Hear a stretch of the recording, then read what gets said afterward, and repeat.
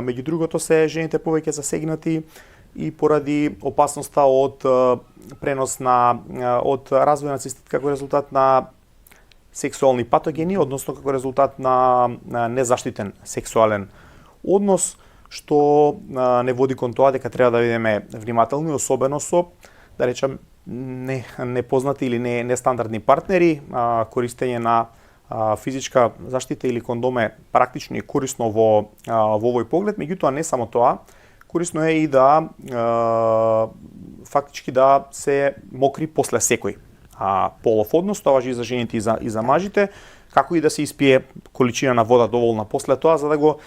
на некој начин индуцираме мокрењето, меѓутоа и за да го исплакнеме нашиот уринарен тракт. Она што денеска доста ќе го дискутираме во теков на емисијава е дека ние не можеме да го одржиме апсолутно стерилен нашиот уринарен тракт и да се надеваме на тоа, туку дека треба да работиме на превенција на појава на овие инфекции, а клучна ситуација за да дојде до превенција на појавата на овие инфекции е да бидеме